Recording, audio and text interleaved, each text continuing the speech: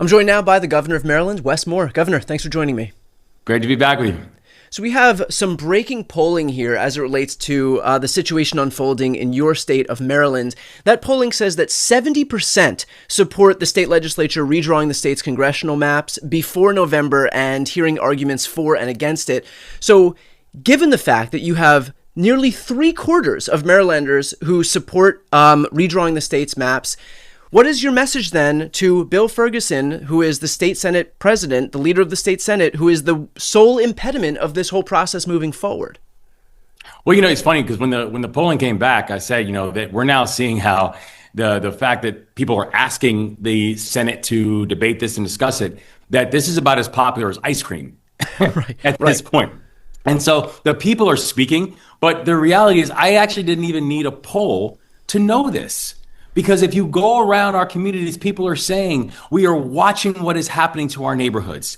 And they're also saying you can't separate these things. You can't separate federal agents who are invading communities, and you cannot separate people watching their health care being pulled away and people who are watching food assistance being clawed away, and somehow think that that is now separate from the redistricting conversation. It is not. The redistricting conversation is about, are you going to allow an unchecked executive, which is what we have right now. And so I would just hope that the Senate president and the members of the Senate read the room, listen to your people, because the people are speaking loud and clear. They want you to do what the House of Delegates has already had the courage to do, which is debate it, discuss it, make changes if you see fit, but then take a vote.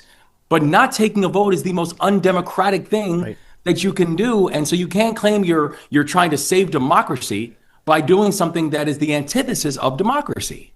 And so what can folks who are watching and listening, both in Maryland and outside of Maryland, what can we all do to make our voices heard in the most effective way?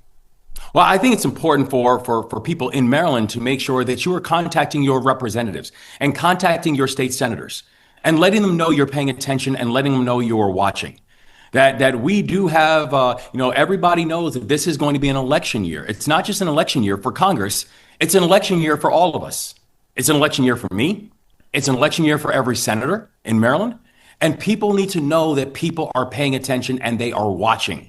They're watching how they move. And I know that for many people, myself included, we all have opponents. We all have people that we are trying to remind the voters in Maryland that we want your vote and your confidence for the next 4 years.